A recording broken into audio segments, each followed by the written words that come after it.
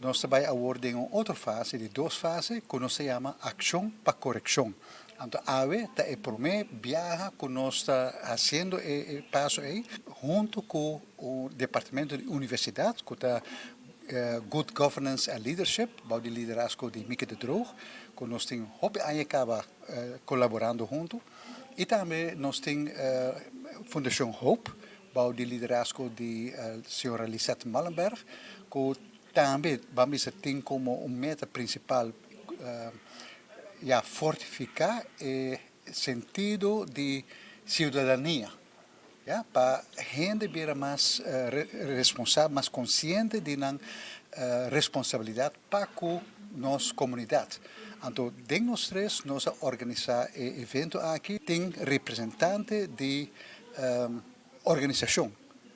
Nós não se abrir para o público sobre isso que tem como meta para a organização não começar trata de mais consciente tocante na responsabilidade para o bem-estar da comunidade. Pensei também nós temos representantes de grêmio comercial, de grêmio sindical,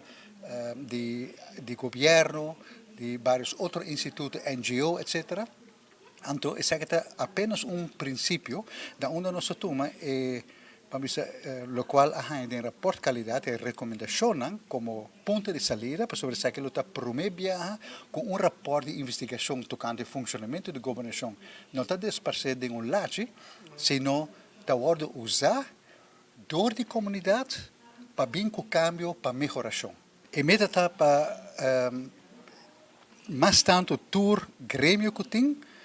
assumir a responsabilidade para exigir do governo para começar a trabalhar mais íntegro e segundo critérios de boa governação. No momento que você tem no momento que tem mais consciência, seca político, mas também seca para mim não que põe o político aí não, para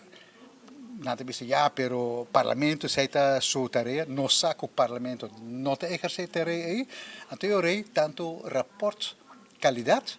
como para mim o último estudo que o governo faz de repositioning ourselves, também tem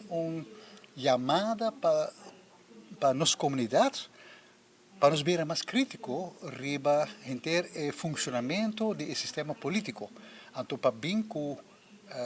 recomendação para melhorar isso. Isso é uma invitação do grêmio político, então nós temos obrigação para realmente aceitar o reto aí, para sobre nos tursa, que custa malo, nos tursa, que nos persegue riba a ruta aí, então eu rei, nós não se guarda riba político, estão com mais nos crítica para não vai igreja, nota, nós mesmos temos que assumir a responsabilidade aí, pero a gente me se ver consciente que não tem a responsabilidade aí.